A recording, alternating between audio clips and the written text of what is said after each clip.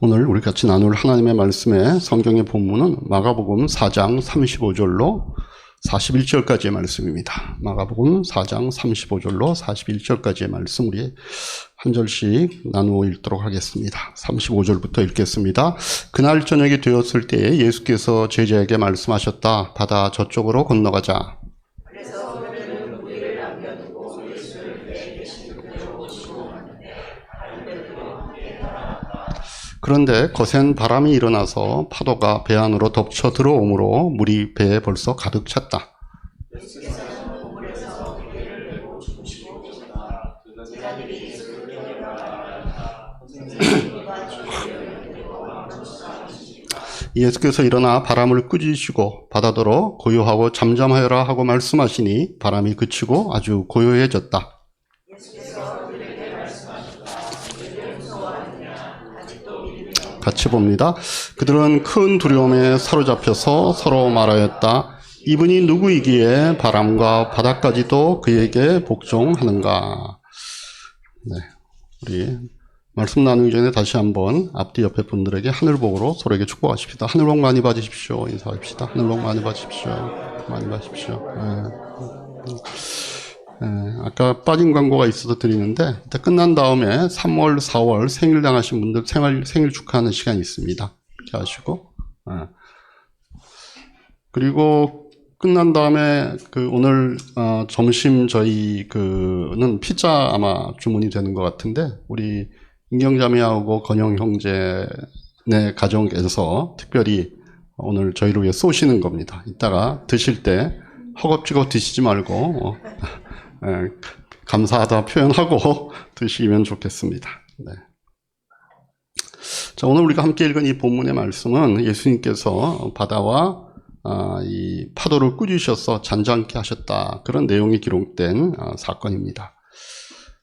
제가 주석책을 좀 보니까 좀 이 합리적인 사고방식을 갖고 계신 목사님들이 한 주석을 보면 이 부분을 아주 간단하게 언급하고 넘어가거나 또 이 사건에서 가장 중요한 포인트는 예수님이 자연을 제압하셨다라고 하는 것인데 요거는 제쳐놓고 그냥 우리 주님께서는 우리의 삶의 여러 가지 그 인생의 풍랑을 잔잔케 해주실 수 있는 그런 분이다 하고 그런 영적으로 해석해 놓은 그런 대목들이 많다는 걸 봤습니다.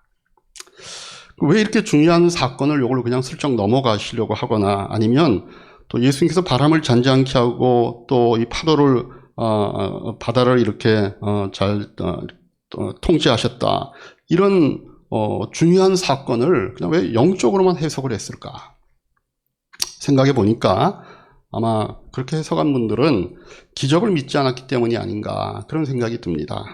기적을 믿지 않으니까 성경에 이런 기적적인 사건이 나오면 이걸 제자들이 좀 착각해서 잘못 적었다거나 아니면은 오랜 세월이 지나면서 예수님의 행적이 과장되고 신화, 전설 이런 것들이 붙으면서 바로 이런 대목들이 그런 것 중에 하나다 이렇게 생각해서 그런 식의 주석을 하지 않았을까 그런 생각이 드는 겁니다.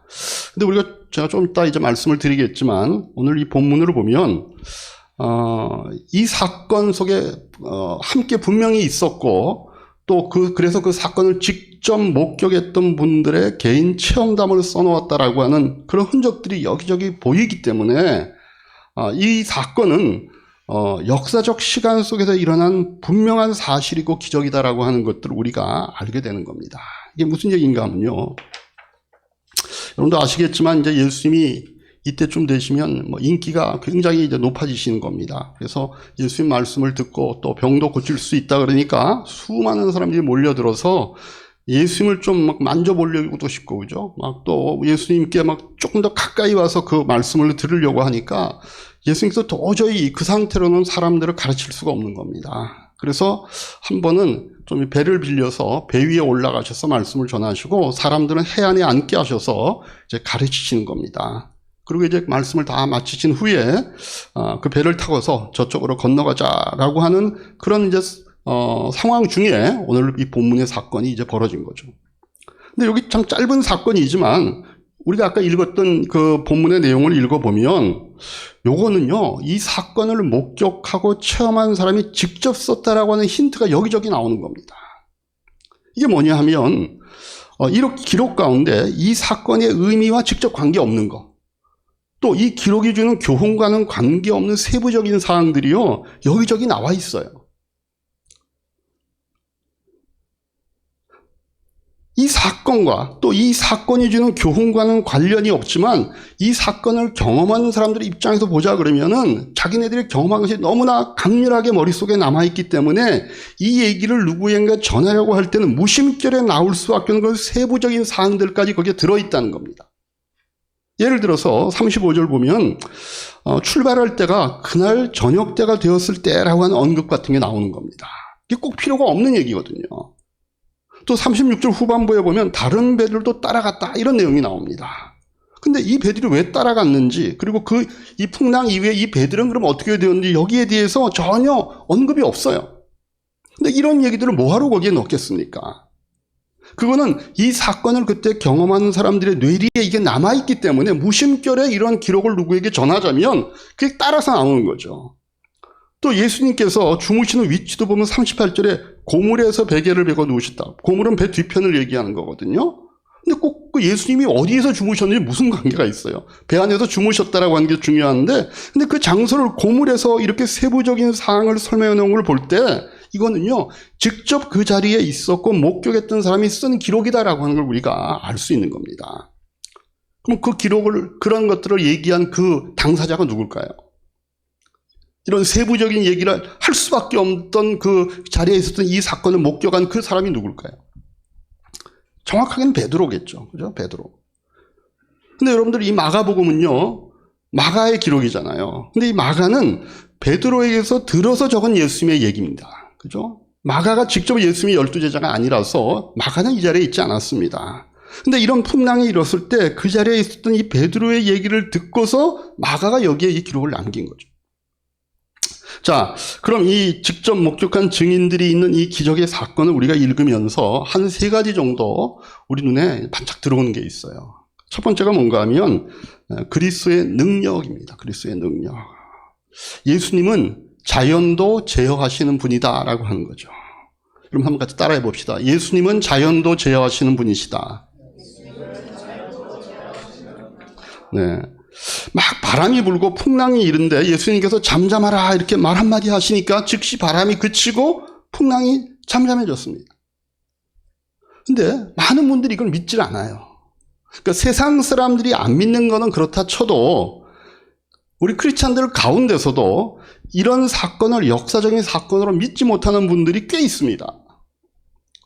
근데 재미있는 거는요, 이런 분들이요, 하나님이 천지 만물을 지으셨다라고 하는 창조론은 믿으면서도 이런 사건은 못 믿는 겁니다. 왜 그런가 하면요, 하나님께서 우주를 만드셨다. 그건 믿어요. 근데 우주를 만드셨을 때 이 자연의 법칙도 같이 만드셨는데 이 자연의 법칙을 만드신 하나님께서 자기 스스로가 그 자연의 법칙을 어길 리가 없다는 겁니다.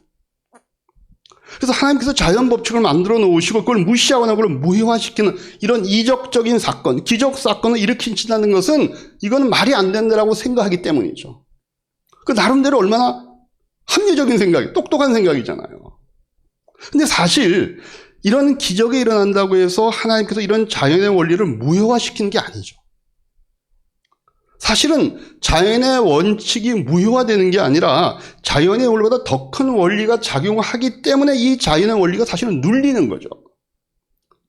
우리 이런 예를 한번 생각해 볼 수 있겠죠. 지금도 그런 예가 있는지 모르겠지만 저 동남아 어느 지역에 아주 참 아직까지 원시적인 그런 미개 부족들이 살고 있다고 생각을 해봅시다. 이 사람이 어느 날 공중을 날아가고 있는 자기가 처음 보는 비행기라고 하는 물체가 날아가는 걸 본 거예요. 뭐 쇳덩어리가 날아가는 거잖아요. 그죠? 그 사람이 그럼 어떻게 생각했습니까? 이거 기적이다. 이렇게 생각해요. 기적이다. 왜 그래요? 이 사람은요, 중력의 원리는 아마 알 거예요. 중력의 원리.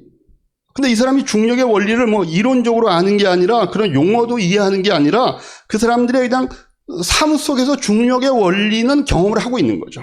왜? 뭐 바나나를 던져도 떨어지고, 돌을 던져도 떨어지고, 쇠로 만든 창을 던지면 확 떨어지고. 그러니까 자기의 경험상 중력의 법칙은 이해를 하는 겁니다. 던지면 떨어진다. 근데 새로 만든 비행기가 떨어지지 않고 하늘을 난다는 거 이 사람 보기에는 기적인 거죠. 저런 일이 있을 수 없다는 겁니다. 근데 우리는 알잖아요. 비행기가 날아가기 위해서는요, 그 미개인이 경험했던 중력의 법칙이 없어졌기 때문이 아니라 중력보다 더 큰 힘, 양력의 원칙이 저기에 적용되니까 그게 날아가는 거잖아요. 그죠? 비행기가 공기를 가르고 나를 때 비행기 날개 아래의 부분의 속도가, 공기 속도가 윗부분의 공기 속도보다 느리는 이런 어떤 압력 차이에 의해서 생기는 양력 때문에 비행기가 뜨는 거잖아요. 표정들이 다 그 미개인하고 비슷하시네. 그러면 중력의 법칙이 없어진 게 아니에요. 그보다 더 큰 법칙이 역사하기 때문에 중력의 힘보다 더 큰 그 양력의 힘이 역사하니까 비행기가 날잖아요. 그 중력의 법칙이 없어진 거 아니에요. 여러분, 이 과학의 법칙, 과학의 원칙이라고 하는 것은요, 우리가 사는 이 세계, 가시세계, 다시 말하면 공간 3차원에다가 시간 1차원을 더한 이 4차원의 세계에서 역사하는 겁니다. 근데 우리 눈에 보이는 이 가시세계가 전체 세계는 아니잖아요. 아마 이 비행기를 보고 놀랐던 이 미개인은 자기가 사는 그 세계가 다인 줄 알았다가 그 세계와는 다른 어떤 것들을 보니까 그 사람 기적이다 그러고 놀라는 거잖아요. 우리도요, 우리가 살고 있는 이 물리적인 법칙이 지배하는 요 세계가 다라고 생각하면 안 되는 거죠. 그보다 더 큰 영적인 세계가 있고 그 영적 세계가 3차원일지 4차원일지 5차원일지 6차원일지 모르지만 우리가 사는 이 가시 세계를 포함한 더 큰 이 세상을 초월하는 세계가 존재하는 겁니다. 그렇기 때문에 하나님께서 우리에게 주신 이 물리적인 법칙을 하나님께서 무시하는 것이 아니라 그보다 더 큰 능력이 역사하도록 해서 이 물리적인 법칙은 여전히 존재하지만 이 물리적 법칙으로 설명할 수 없는 기적적인 사건이 일어난다는 거, 우리가 거기에 대해서 이상하게 생각할 필요가 없다는 겁니다. 기적이 우리한테는 기적이지 그게 하나님에게는 세상에서 그보다 더 사실은 자연적인 것은 없을지도 모르죠. 날아가는 비행기를 보고 미개인들이나 눈이 둥그레서 쳐다보지 우리 자신이 그 비행기를 타고 이거 어떻게 뜨나 이러고 있지 않잖아요. 마찬가지라는 거죠. 우리 하나님께서 자연 법칙을 만드셨습니다. 그러나 그 하나님께서는 이 자연 법칙을 제어할 수도 있고 잠재울 수 있는 하나님이시라는 거죠. 이걸 보여주기 위해서 예수님께서 풍랑을 잔잔케 하시는 거죠. 더 중요한 건 뭔가 하면요, 이러한 자연을 극복하는 초자연적인 역사를 일으키는 그 주님의 능력은 우리가 오늘 예수님의 이름으로 기도할 때 지금도 나타나는 것들을 우리가 믿을 수 있어야 된다는 겁니다. 그게 우리에게 더 중요하죠. 여러분, 예수님은요, 기적을 일으키시는 주님이십니다. 예수님의 이름은요, 기적을 일으키는 그 능력을 갖고 있는 이름입니다. 이 이름은 자연의 법칙까지도 제어하시고 자연의 법칙으로는 설명할 수도 없는 기적의 역사를 일으키는 능력의 이름이라는 사실을 여러분들이 믿으시기 바랍니다. 여러분, 우리가 믿음이 없어서 그렇죠. 우리 예수님에게는 암을 고치는 것이나 감기를 고치는 것이나 사실은 큰 차이가 없겠죠. 우리에게는 다르죠. 그죠? 왜냐하면 우리 주님은 능력의 주님이시니까. 그래서 우리가 생기는 일 가운데 여러분, 주님이 이 어떤 분이신지를 여러분들이 아시고 그냥 여러분들이 기도할 때 될 것 같은 것만 구하지 말고 기적을 위해서 기도할 수 있는 분들이 되시기를 주님의 이름으로 축복합니다. 이 사건을 읽으면서요, 두 번째 우리 눈에 뜨이는 게 뭔가 하면 예수님이 하신 꾸중이에요. 같이 한번 따라합시다. 예수님도 꾸중하셨다. 예, 우리 39절부터 40절 말씀 우리 같이 한번 합독하시겠습니다. 예수께서 일어나 바람을 꾸짖으시고 바다더러 고요하고 잠잠하여라 하고 말씀하시니 바람이 그치고 아주 고요해졌다. 예수께서 그들에게 말씀하셨다. 왜들 무서워하느냐? 아직도 믿음이 없느냐? 이 말씀이요, 어떤 뉘앙스가 담기냐면 예수님이 꾸중하시는 거예요. 뭐라고 말씀하시냐면 왜들 무서워하느냐? 왜들 무서워하느냐? 이게 질문의 형태지만 이게 답을 얻기 위한 질문이 아니죠. 예수님 꾸중하시는 겁니다. 야, 너희들 왜 이렇게 무서워해? 왜 아직도 믿음이 없어? 그렇게 말씀하시는 겁니다. 믿음 없는 걸 예수님이 꾸중하시는 겁니다. 어떤 분들은 이 사건을 읽으면서 그러면 예수님 좀 불공평합니다. 그럼 믿음 있는 사람은 배가 막 가라앉으려고 그럴 때도 그럼 가만히 있어야 되고 믿음 있는 사람이 다 그렇게 살아야 됩니까? 이런 마음속에 궁금증 겸 약간 불만족스러운 게 있는 거예요. 그런데 지금 예수님께서 나무라시는 것은 제자들이 예수님 저희가 죽게 되었습니다. 그럼 예수님 깨워가지고 저희 살려주십시오 하는 그거 갖고 나무라신 게 아닙니다. 이거는요 오히려 잘한 거예요. 지금 예수님이 나무라는 건 뭔가 하면 이 사람들 마을 가운데 원망이 숨어 있고 무서움과 두려움이 심어 있는 그걸 나무라시는 겁니다. 38절에 이 사람들이 예수님 깨우는 장면을 한번 다시 보십시다. 같이 한번 읽겠습니다. 예수께서 고물에서 베개를 베고 주무시고 계셨다. 제자들이 예수를 깨우며 말하였다. 선생님, 우리가 죽게 되었는데도 아무렇지도 않으십니까? 원망의 뉘앙스가 좀 있죠. 아니, 우리가 죽게 되었는데 아무렇지도 않으십니까? 물론 원망도 좀 있겠죠. 그런 상황이잖아요. 그죠? 지금 이 배를 타고 가자고 한 사람이 누구예요? 예수님이시잖아요. 그 명령에 순종해서 자기들은 배 저어 온 거예요. 그런데 거기에 풍랑이 쳐서 물을 아무리 퍼내도 물이 차서 배가 가라앉게 됐어요. 예수님 보니까 배 뒤편에서 쿨쿨 자고 계신 거예요.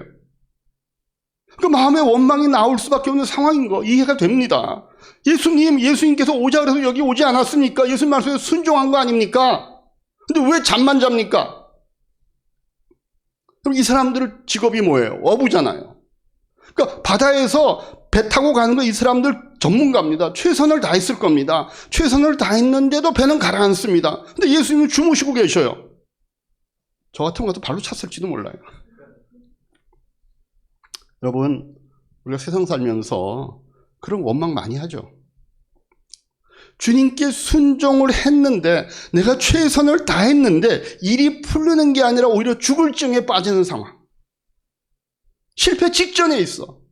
근데 예수님은 잠잠해. 우리는 원망하죠. 그런 원망, 그런 두려움, 이게 뭐에 대한 사인이냐면 우리가 믿음이 없다는 것에 대한 사인이라는 겁니다. 그럼 예수님이 나무라시는 건 바로 그 믿음 없는 걸 나무라시는 거예요. 왜? 원망과 두려움은 그 믿음과 공존할 수 없는 거기 때문에 그렇습니다. 원망과 두려움이 있다는 거는요, 믿음이 없다는 뜻이고 말을 바꾸면 믿음이 있는 사람에게는 그런 원망과 두려움은 없는 겁니다. 예수님께서 말씀하시기를 너희들이 아직도 믿지 못하느냐? 너희 믿음이 없냐? 이렇게 말할 때 그 믿음이 무슨 믿음입니까? 우리가 구원받는 그 믿음을 얘기하는 겁니까? 그거 아니죠. 예수님께서 이런 일상의 어려움에서도 우리를 구출해 줄 수 있는 구원자에 대한 그런 믿음이 없냐? 그런 뜻입니다. 예수님이 구원자십니다. 위기에 빠진 사람, 어려움에 빠진 그 사람이 도움 청할 때 구원을 해주시는 그런 구원자 되신다는 겁니다. 근데 제자들이 이미 그 모습 많이 봤잖아요. 이 상황 벌어지기 전에 예수님께서 질병에 걸린 사람 질병에서 구원해 주는 거 봤습니다. 귀신 들린 사람 귀신으로부터 구원해 주셨습니다. 그러니까 자기네들이 그런 모습을 이미 많이 봤다면 자기들이 죽을 상황에 있어도 주님께서 우리를 구원해 주시겠지라고 하는 그 믿음이 있어야 되는데 그거 대신에 뭐예요? 마음의 원망과 두려움, 이게 웬 말이냐라고 하는 거죠. 그걸 예수님이 나무라시는 겁니다. 예수님의 제자들이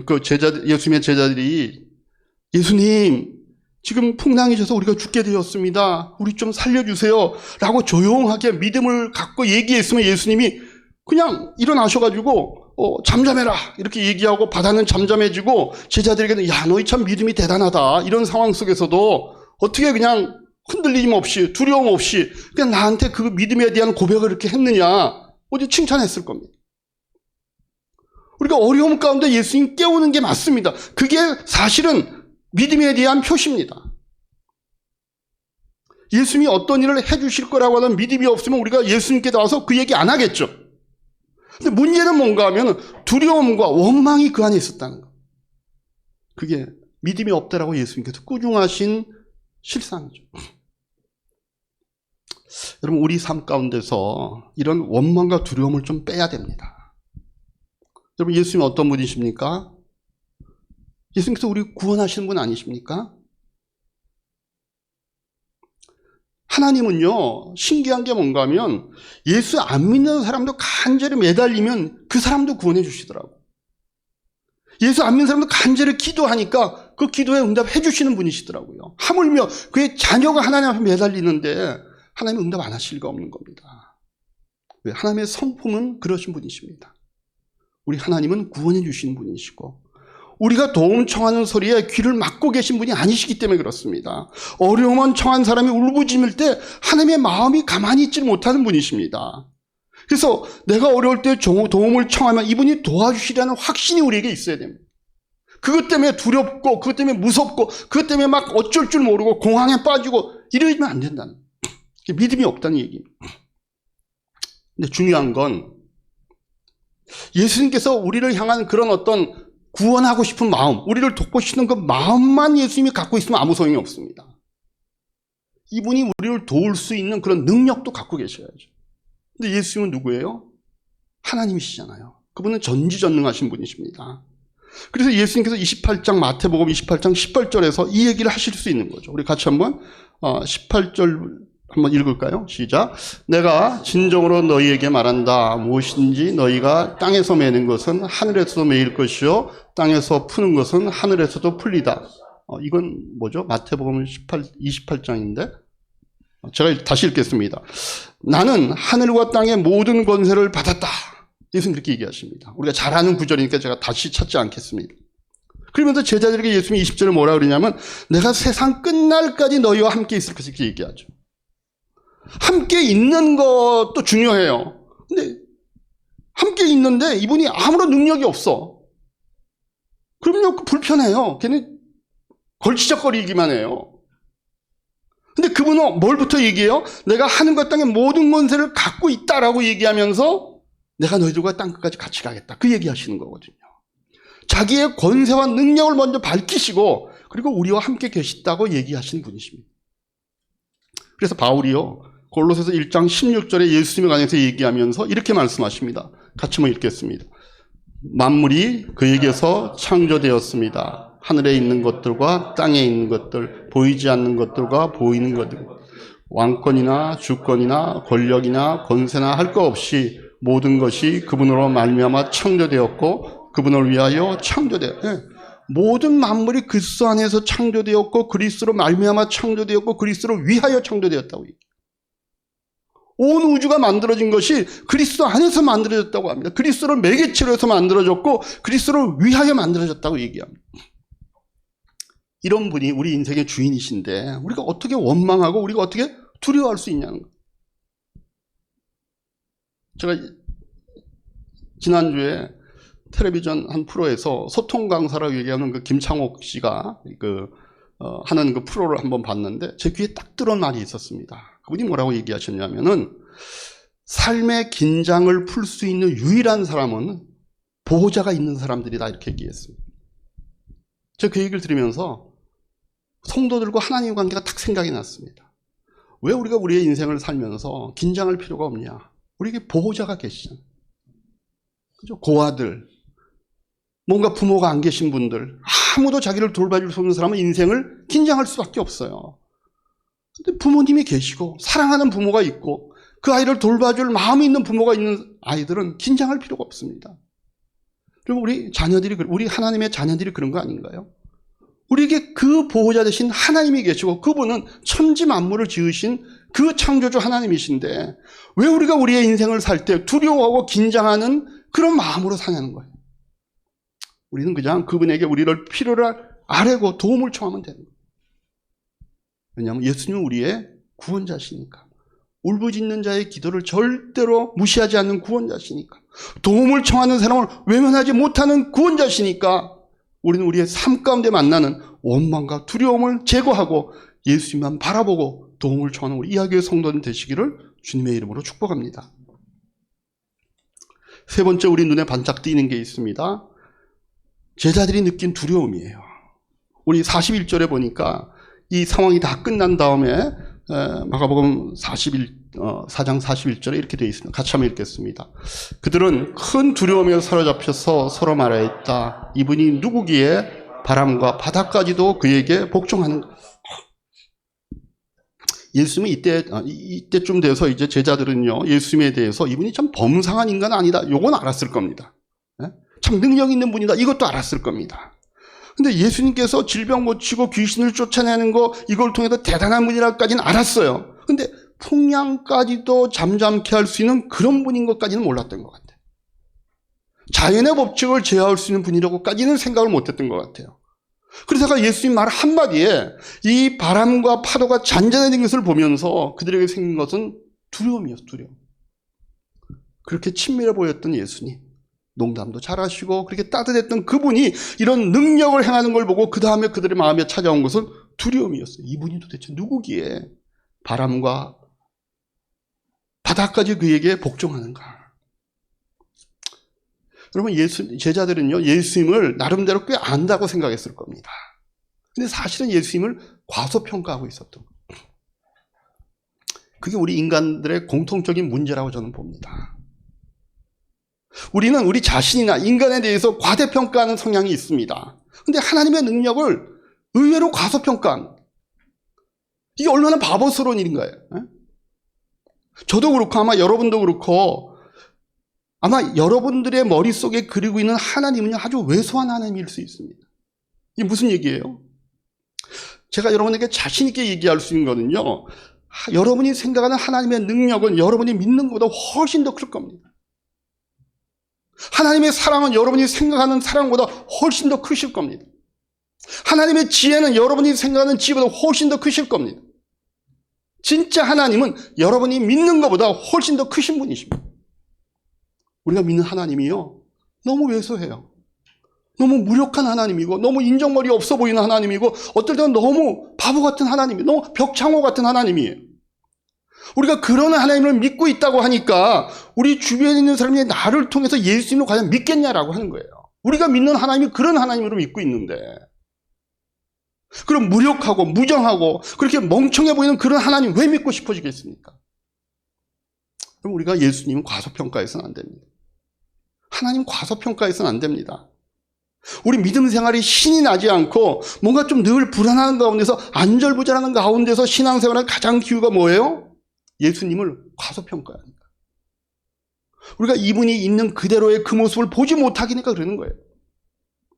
그래서 신앙생활에 재미가 없고 신앙생활에 활기가 없고 신앙생활하면서 여전히 불안 속에 있는 거예요. 제가 이런 예를 하나 들어보겠습니다. 한 20만 킬로 정도 달린 차가 하나 있었습니다. 20만 킬로 좀 달렸으니까 겉모양도 꽤 낡았겠죠. 근데 이 차를 가진 분이 마음을 먹고 이 차를 잘 정비해서 아주 엔진 기능을 좋게 만들었습니다. 정기적으로 오일 체인지도 해주고 에어필터도 갈아주고 정기적으로 점검도 해주고 또 엔진은 최근에 아주 그냥 마치 새거 같은 걸로 재생해갖고 아주 제대로 잘 끼워놨습니다. 마모가 좀 돼 있는 그런 부분도 다 이렇게 좀 바꿨습니다. 그러니까 그 사실을 아는 사람은 뭔가 겉으로는 좀 낡아 보이고 뭔가 20만 킬로를 넘었다고 하지만 차가 쌩쌩 잘 달린다는 걸 압니다. 새 차나 다름없으니까 막 그냥 차 운전할 때 별 걱정 없이 잘 운전하고 다닙니다. 가고 싶은 데 가고 속력도 낼 만큼 내는 겁니다. 근데 이 사실을 모르는 사람은 뭐만 봐요? 딱 보니까 게이지에 20만 킬로를 넘었거든요. 그리고 겉도 좀 낡아 보여요. 그 차를 탈 때마다 불안한 겁니다. 항상 조심스러워. 문 닫을 때도 문 딱 떨어질까봐 통 닫고. 그러다가 소리라도 좀 잘못 나오면 이게 뭐 엔진이면 어디가 터질라 그러나? 좀 길에 가다가 덜컹 바퀴가 뭔가 이게 어디가 좀 펑크가 났나? 아니면 무슨 휠이 무슨 문제가 있나? 좀 장거리 여행 같은 건 엄두도 못 냅니다. 차를 달려도 고속도로에서도 절대로 110km 안 놓고 한 7, 80 놓고 달립니다. 그리고 왜 같은 차를 타면서 한 사람은 휘파람 불면 쌩쌩 날리는데 왜 한 사람은 매일매일 이렇게 안전무절하면서 왜 운전을 합니까? 똑같은 차는 타고 다니는데 그 차를 몰라서 그러는 겁니다. 그 차가 성능이 좋다는 걸 몰라서 그래요. 여러분, 하나님이 어떤 분이신지를 제대로 아는 사람은요, 휘파람 불면서 신앙생활을 하는 겁니다. 신앙생활에 재미가 있고요, 신앙생활에 의욕이 있고요, 신앙생활에 활기가 있는 겁니다. 그러나 하나님을 과소평가하는 사람들, 자기가 만든 그 조그만 하나님, 나도 못 믿을 것 같던 그런 조그만 하나님을 믿는 분들은요, 불안한 겁니다, 신앙생활이. 여러분, 하나님 과소평가하고 인간의 능력을 그 반대로 과대평가하는 거는요, 사실 우리 모두에게 있는 사실은 질병 같은 거예요. 그 병을요, 어떤 의미에서는 저도 앓고 있고 여러분도 앓고 있습니다. 그래서 우리가 좀 이 영안을 떠야 됩니다. 우리가 하나님의 크신 모습을 볼 수 있어야 합니다. 우리가 하나님을 과소평가하는 데서 좀 벗어나야 하는 겁니다. 하나님의 능력이 얼마나 크신지, 그분의 사랑이 얼마나 큰지, 그분의 지혜가 얼마나 큰지에 대해서 우리의 영안이 떠지기를 주님의 이름으로 축복합니다.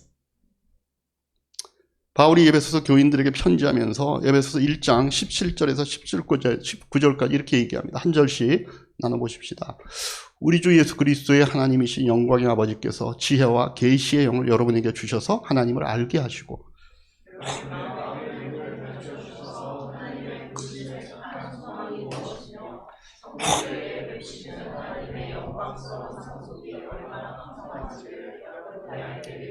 같이 봅니다.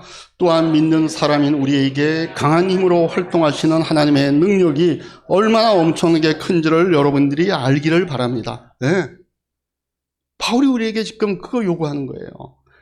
하나님께서 우리 믿는 사람에게 강한 힘으로 활동하시는 그 능력이 얼마나 큰지를 여러분이 알게 되기를 바랍니다. 그게 우리의 기도의 내용이라는 거예요. 우리의 영의 눈이 띄어져서 하나님의 능력이 얼마나 큰 능력의 역사인지를 알게 바라는 겁니다.